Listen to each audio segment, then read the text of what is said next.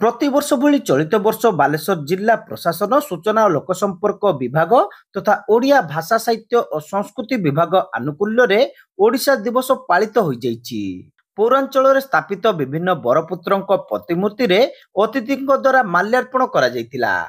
जिलापाल कार्यालय आयोजित फोटो प्रदर्शनी को अतिथि माने उद्घाटन करथिले। बालेश्वर जिलापाल कार्यालय नूतन ऑडिटोरियम सभागृह रे आयोजित जिला स्तरीय ओडिशा दिवस रे सदर विधायक मानस दत्त, जिला परिषद सभापति नारायण प्रधान, जिलापाल सूर्यवंशी मयूर विकास, अतिरिक्त जिलापाल सुधाकर नायक, हेमंत सिंह, बालेश्वर उपजिलापाल डॉक्टर मधुस्मिता सामंतराय प्रमुख जोगदे ओडिशा दिवस पालन आभिमुख्य संपर्क में वक्तव्य रखिथिले।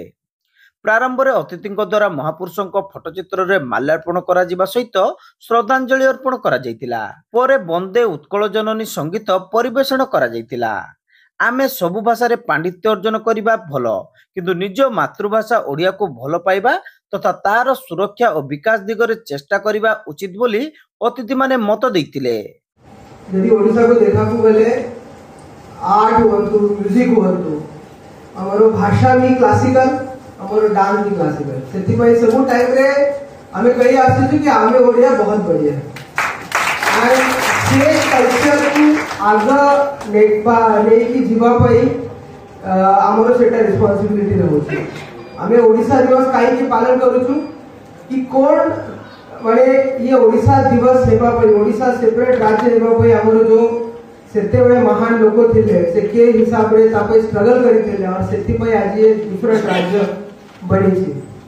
मोर जदी जन्म महाराष्ट्र रे छी, मोर पूरा पाठ पढ़ा महाराष्ट्र रे छी, बट मोर काडर ओडिशा और लास्ट 6-7 वर्ष हे गेला मैं ओडिशा रे छी और मु ओडिशा लैंग्वेज को, ओडिशा भाषा को एबे मोर घर हिसाब रे पाए।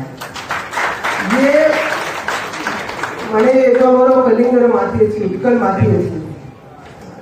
दुनिया को आज भी यदि देखा गले कि कोणार्क तो जो आर्किटेक्चर अच्छे से गुरुदेव रवींद्रनाथ टागोर जो कोणार्क रहते से कही थिले कि human emotion is express through this stone. और लिंगराज मंदिर हुंतु, जगन्नाथ टेम्पल हुंतु, डिफरेंट टेम्पल्स हुंतु।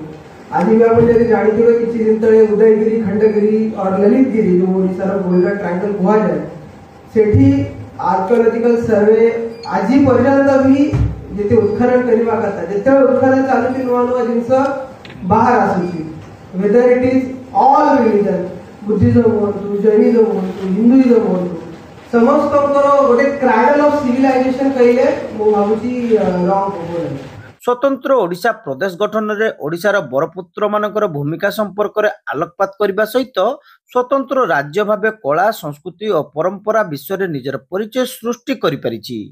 एहाकु विकास दिगरे आगे नेबा पई समस्तଙ୍କର दायित्व रहिछि बोली वार्ता दिया जाइतिला। एही अवसर रे काव्यशिल्पी सर्वेश्वर दास को संबर्धित करने सहित विभिन्न प्रतियोगितार कृति प्रतियोगी माननकु अतिथि माने पुरस्कृत करथिले। विभिन्न संस्कृति संगठन छात्र छात्री माने कार्यक्रम रे ओडिसी नृत्य सह देशात्मबोधक वंदे उत्कल जननी परिवेषण करथिले। जिला सूचना और लोकसंपर्क अधिकारी असज्जा सामंत मंच परिचालना करथिबा बेले जिला संस्कृति अधिकारी मनस्विनी राउत धन्यवाद देथिले। जिला सूचना और लोकसंपर्क कार्यालय पुरुषोत्तम सेठी, हरिशंकर प्रधान, राहुल सिंह, सत्यसागर मंडल, कार्तिक बेहरा, मालती किस्कू, सुचिस्मिता परिडा कार्यक्रम परिचालन रे सहयोग करथिले।